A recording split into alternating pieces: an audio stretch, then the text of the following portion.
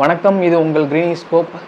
ஒரு 5-6 நாட்களுக்கு முன்னாடி FSSAI ஒரு அறிக்கையை வெளியிட்டிருக்காங்க. அந்த அறிக்கையின்படி ரெக்கமெண்டட் டயட்ரி அலவன்ஸ், அதாவது நம்ம ஒரு நாளைக்கு இவ்வளோ தான் பயன்படுத்தணும் அப்படிங்கிற ஒரு அளவு, அதன்படி ஆன்டிபயோட்டிக்ஸோட ரெசிடியோட அளவை இன்னமும் கம்மி பண்ணியிருக்காங்க. இதன் மூலயமா நான் என்ன தெரிய வருது அப்படின்னா, இதுக்கு முன்னாடி நம்ம சாப்பிட்ருந்த எல்லா உணவுலையுமே அதிக அளவு ஆன்டிபயோட்டிக்ஸ் இருந்திருக்கு. இந்த ஆன்டிபயோட்டிக்ஸ் உணவில் இருந்தால் என்ன பிரச்சனை அப்படின்னா, இந்த உணவு வழியாக போகிற ஆன்டிபயோட்டிக்ஸ் நம்ம உடம்புல இருக்கிற கிருமிகளையோ, நல்லது செய்கிற உயிரினங்களாக இருக்கட்டும் அல்லது கெட்டது செய்கிற உயிரினங்களாக இருக்கட்டும், அவைகளை குத்துயிரும் குலையுரமாக விட்டுட்டு வந்துடும். முற்றிலும் அழிக்காமல் ஒரு ஹாஸ்பிட்டல் போனோம்னா ஃபுல்லாக அந்த கிருமிகளை கண்ட்ரோல் பண்ணுறதுக்கான மெடிசனோட அளவு நம்ம கொடுப்பாங்க. ஆனால் இந்த மாதிரி அரைக்குறையாக நம்ம ஒரு ஆன்டிபயோட்டிக்ஸ் எடுக்கும்போது அதில் தப்பிச்சு வர உயிரினங்கள் மறுபடியும் பவர்ஃபுல்லான ஒரு கெமிக்கலை நம்ம கொடுத்தா மட்டும்தான் அதை வேலை செய்யும். அப்படி இல்லைன்னா இந்த உயிரினங்களோட பவர் இன்னும் அதிகமாகிட்டே இருக்கும்.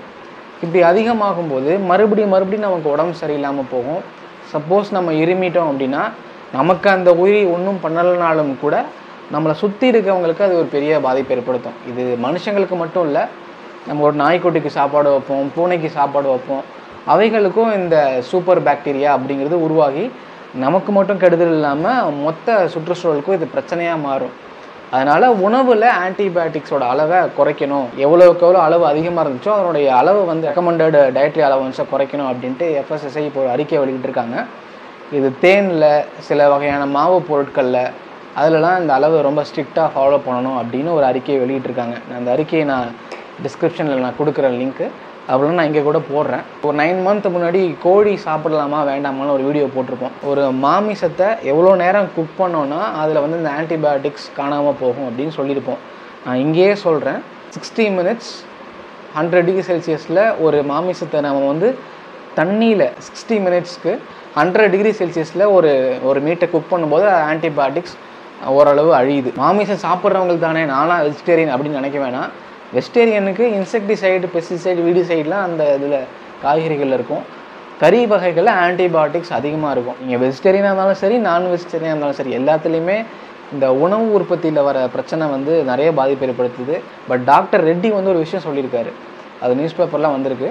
அவர் இந்த ஆர்டிக்கிள் பற்றி என்ன கமெண்ட் பண்ணியிருக்காருன்னா, என்ன தான் FSSAI நம்ம இந்த மாதிரி ரூல்ஸ்லாம் போட்டாலும் இது ப்ரொடியூஸ் பண்ணுறவங்க இதெல்லாம் பண்ண மாட்டாங்க. அது ஃபார்மர்ஸாக இருக்கட்டும், இல்லை ஏதோ ஒரு மேனுஃபேக்சராக இருந்தாலும் அவனோட ப்ராடக்ட் எந்த ஒரு கிருமியும் இல்லாமல் வீணாக போகாமல் எக்ஸ்பைரி சீக்கிரமாக ஆகக்கூடாது அப்படின்னு தான் பார்ப்பாங்க. ஸோ இந்தியா மாதிரி கண்ட்ரியில் வாய்ப்பே இல்லை. மக்களுக்கு விழிப்புணர்வு இருந்தால் மட்டும்தான் இதெல்லாம் சமாளிக்க முடியும். சூப்பர் பாக்டீரியாங்கிறது ஒரு பெரிய விஷயமா நடந்துகிட்ருக்கு.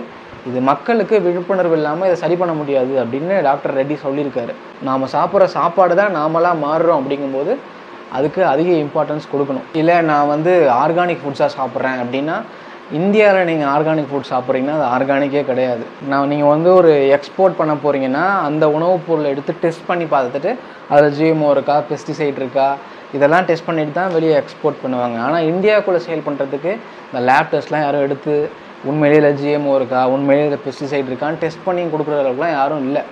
அப்படியே டெஸ்ட் பண்ணாலும் இங்கே நைட்ரேட் டெஸ்ட்லாம் எடுக்கிறது இல்லை. நீங்கள் எந்த டெஸ்ட் ரிப்போர்ட் வேணாலும் எடுத்து பாருங்கள், நைட்ரேட் அதெல்லாம் யாரும் டெஸ்ட் பண்ண மாட்டாங்க. நைட்ரேட் குழந்தைகளுடைய இன்டெஸ்டைனை பாதிக்கும். நீங்கள் எதுக்கு சொல்கிறேன்னா, ஆர்கானிக் ஃபுட்டுன்னு போனாலுமே இந்தியாவில் டொமஸ்டிக் ஆர்கானிக் ப்ரொடக்ஷனில் அந்தளவுக்கு யாருமே அந்த லேப் டெஸ்ட் எடுத்து அக்யூரேட்டெல்லாம் கொடுக்குறதில்ல. எக்ஸ்போர்ட் பண்ணுற ப்ராடியூஸுக்கு மட்டும்தான் அந்த ட்ரேஸ் வேல்யூ எல்லாமே கொடுக்குறாங்களே வழிய டொமஸ்டிக் ஆர்கானிக் ப்ராடக்ட்டுக்கு அப்படிலாம் இல்லை. ஒன்று நீங்களே தான் ப்ரொடியூஸ் பண்ணணும். ஒரு சில பேர் பச்சையாக காய்கறிகள் சாப்பிட்றது நல்லதுன்னு சொல்லுவாங்க. அதுவுமே இப்போலாம் டேஞ்சர். நீங்கள் எவ்வளோக்கெவ்வளோ பச்சையாக சாப்பிட்றீங்களோ இல்லை அரைவேக்கடாக சாப்பிட்றீங்களோ அந்தளவுக்கு இன்செக்டிசைடும் இந்த ஆன்டிபயோட்டிக்ஸ் மாதிரியான விஷயங்களும் உங்களுக்கு பாதிப்பு ஏற்படுது. அடிக்கடி உடம்பு சரியில்லாமல் போகுதுன்னா அதுக்கான மிக முக்கிய காரணம் உணவில் இருக்கக்கூடிய நஞ்சுகள் தான். உங்கள் குழந்தை, உங்கள் வீட்டில் யாராவது அடிக்கடி உடம்பு சரியில்லாமல் போகுதுன்னா நீங்கள் ஃபுட்டை இனிமேல் கொடுக்கும்போது நல்லா குக் பண்ணி கொடுங்க. நியூட்ரியன்ட் லாஸ் ஆனாலும் பரவாயில்ல, நல்லா குக் பண்ணி கொடுக்கணும். பச்சை உணவாக சாப்பிடணும், அரைவேக்கடாக சாப்பிடணும், அப்போ தான் நியூட்ரியன் கிடைக்கும் அப்படின்னு சொல்லுவாங்க. டாக்டர்ஸே சில பேர் சொல்லும்போது சிரிப்பாக இருக்கும். ஏன்னா அவங்களுக்கு அக்ரோ கெமிக்கல் பற்றி தெரியுமான்னு தெரில. அவங்க பொதுவாக பேசுகிறாங்க, நிறையா வெஜிடபிள்ஸ் சாப்பிடுங்க, நிறையா மீட் சாப்பிடுங்கன்னு. ஆனால் எவ்வளோ மோசமான நஞ்சுகள் அக்ரிகல்ச்சர் ப்ரொடக்ஷனில் இருக்குது அப்படிங்கிறத தெரிஞ்சுக்கிறதுக்கு இன்றைக்கி FSSAI விட்டுருக்க ஒரு அறிக்கையை ஒரு சாராம்சமாக நம்ம எடுத்துக்கலாம். ஸோ இனிமேல் உங்கள் வீட்டில் சாப்பாடு செய்யும்போது நீண்ட நேரம் ஹீட் பண்ணுங்கள். காய்கறி வாங்கிட்டு வந்த உடனே அதை நல்லா வாஷ் பண்ணுங்கள். இதே ஒரு மீட் சமைக்கிறீங்கன்னா அது குக்கரில் ஒரு விசில், ஏன்னா குக்கரில் ஒரு 130 டிகிரி செல்சியஸ் வரைக்கும் வெப்பநிலை போகும். ஒரு குக்கரில் ஒரு விசில் விட்டுட்டு அதுக்கப்புறம் அந்த வறுத்த கறி தான் நான் சாப்பிடுவேன், ருசிக்காக சாப்பிடுவேன் அப்படிங்கிறது இல்லாமல் குழம்பு நல்லா தண்ணியாக வச்சு நல்லா வேக விட்டு சாப்பிடுங்க. எல்லாம் கவர்மெண்ட் பார்த்துக்கும், எல்லாமே குவாலிட்டி அஷூரன்ஸ் பண்ணி தான் நமக்கு ப்ராடக்ட் வருது அப்படின்லாம் நீங்கள் இருக்க வேணாம். உங்களுக்கான ஆரோக்கியத்தை நீங்களே பார்த்துக்கோங்க. தேங்க்யூ.